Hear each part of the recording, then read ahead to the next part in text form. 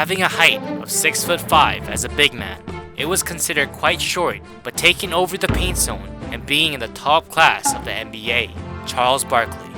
But losing his dream of the championship twice in a row to Michael Jordan and his team that was not rebuilding to make a better team, Barkley was starting to feel the limit of a one-man team that he was a part of.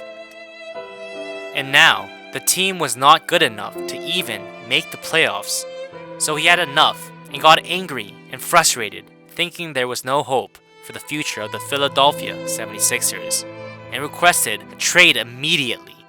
And a lot of teams showed interest in taking him, and he would eventually start a second new career in the Phoenix Suns. And different from his past team, this team had good team tactics, so Phoenix was known as a new championship team contended in the media. But unexpectedly, Barkley's face expression was not so great, and in practices, he treated his teammates a bit roughly and made the atmosphere in the team heated. The reason he did that was to help them survive the tough road to the championship, and Barkley was trying to give them a fighting spirit so they would be ready.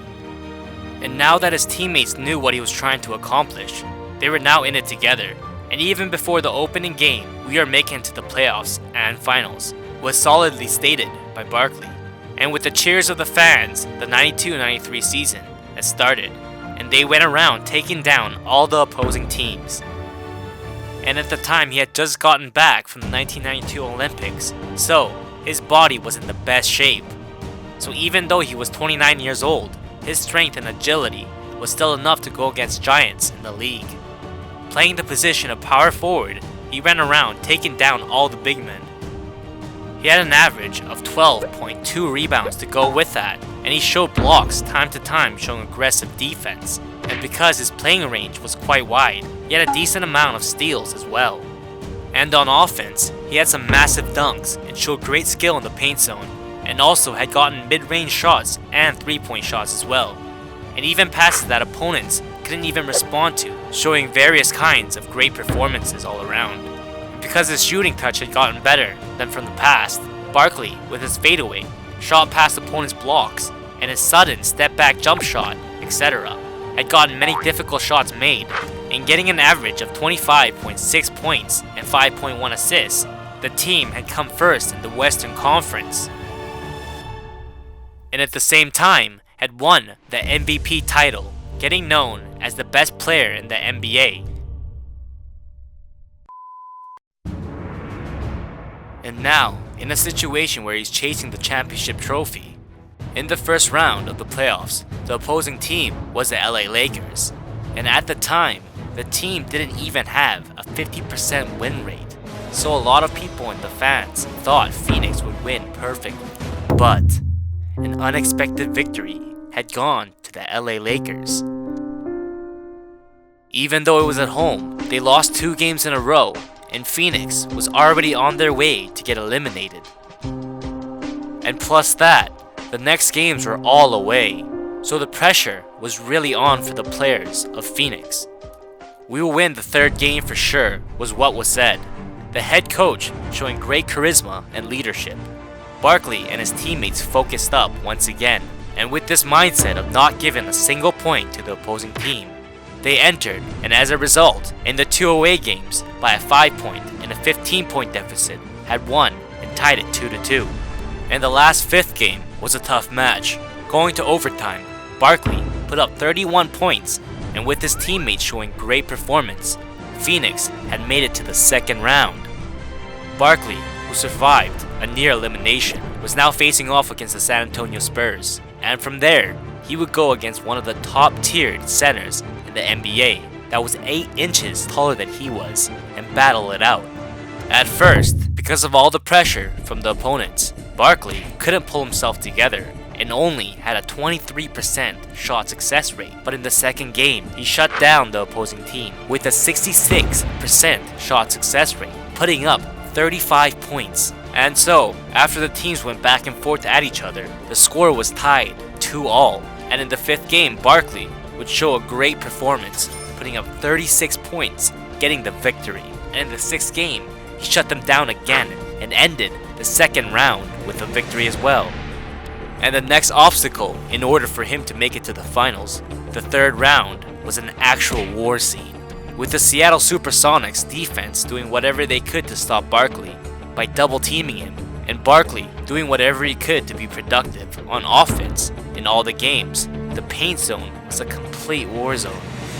But now, not playing as a one-man team, thankfully his teammates had put up some decent points, and so, with not a lot of mistakes with the two teams going at it, would eventually go all the way to the 7th game. But just then, Barkley had gone beast mode. With his signature aggressive play, he shut down all the focused defense that was on him and exploded with 44 points, and at the same time got 24 rebounds and took over the paint zone. And with that leadership, the Phoenix Suns, the long-awaited finals ticket, had gotten it.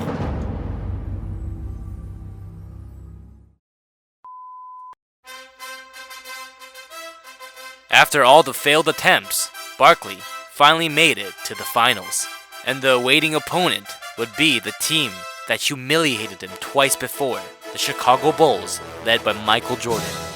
No matter how much Jordan was praised as the basketball king, Charles Barkley had gotten the MVP title, and the team tactics were on par now. The first 2 games were at home for Phoenix, and it was a great opportunity for them to win. But like getting something easier once they've had a taste, having experienced getting the championship twice before and planning to get their 3rd title, the Chicago Bulls had more psychological superiority and motivation than anyone else. And the Phoenix Suns players, getting shook from this explosive mindset, made all kinds of mistakes and lost the first game. And at the time, the player that was guarding Jordan was known as a top-class defender.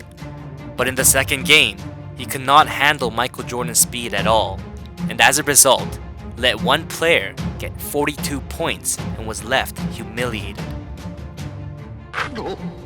But in the midst of that, Charles Barkley, trying to get back the momentum, got the most rebounds out of both teams overall, and got 42 points just like Jordan. And his teammates, getting motivated by Barkley's play, focused up once again, and as a result, the Phoenix Suns in the second game by a 3-point deficit had lost. Losing the first 2 games, the Phoenix Suns, the starting members were getting criticized by the fans and were left shook. And to make things worse, Charles Barkley had injured his elbow, so Phoenix was left with no hope at all and had to play all the games. But Barkley, who would rather die than quit, decided to take painkillers and play, and stuck up for his teammates that were criticized by the fans, and once again brought his teammates all together, and entered the 3rd away game. Even though after his loss in the second game, he told his daughter, "I think Jordan is better than your father at basketball," showing weaker sides of himself. He could not show these kinds of sides as the leader of the team. Even with Barkley's injuries, he did everything in his power in the 3rd game to take the victory. And this fighting spirit had become one with the Phoenix players, and they did everything they could to stop Jordan, and focus on offense as well, and shot 70% on the 3-point shots. With both teams not backing down, the game eventually went into 3 overtimes, and the winner of that game was the player that never let the ball out of his sight, Charles Barkley. And giving Jordan a taste of his own medicine, Barkley took that momentum to the 4th game, getting 32 points, 10 assists, and 12 rebounds, showing an outstanding performance, making the Chicago players all shook. And now, feeling the pressure by the Phoenix players, Michael Jordan had responded. Suddenly, he showed the power of what a 7-year-in-a-row scoring leader can actually do. And after pouring down on the Phoenix team, with exploding with 55 points, and Barkley again falling to Jordan's amazing offense, he once again kneeled before Jordan. With nowhere to go anymore, Phoenix, trying to get the win Chicago needs, did everything in their will and played to the fullest. Even though Jordan put up 41 points, Barkley did not give up. And because of Charles Barkley's determination, Phoenix was able to survive in the 5th game and move on. And the survival instinct led on to the 6th game, that was at home, and it wasn't just holding on anymore. Barkley and the Phoenix players wanted to go past Jordan, but in the fourth quarter, with Chicago 8 points ahead of them, pressure the hell out of them, making Chicago freeze, and at the same time take that to advantage and put up more points. And the fans went crazy over the team's dedication and devotion. And Phoenix, with 5 minutes to go, had finally turned the game around. With the game ending in 1 minute, they had the possession with a 4-point lead. Getting close to victory, they would move quickly to use all the time they had on the shot clock. And there, they got an open chance, so they tried to finish the game with a finishing blow. But that was a failed attempt, and right away, Jordan was on the transition and was not able to be stopped. But still, there was 38 seconds left with a 2-point lead, so they were in a safe situation, and Phoenix passed the ball around calmly, even with the hard pressure on them, and they had another open chance and went for the jump shot. But it was an air ball they had shot, so they lost possession, and the Phoenix players were shook from this, and they only focused on Jordan and Pippen, and with 4 seconds left, gave an unexpected 3-point shot and would lose the game. And with their last chance on offense, with 4 seconds left, it was blocked. So Barkley's dreams of the championship and all the hard work he had done would be destroyed without a trace to Michael Jordan once again.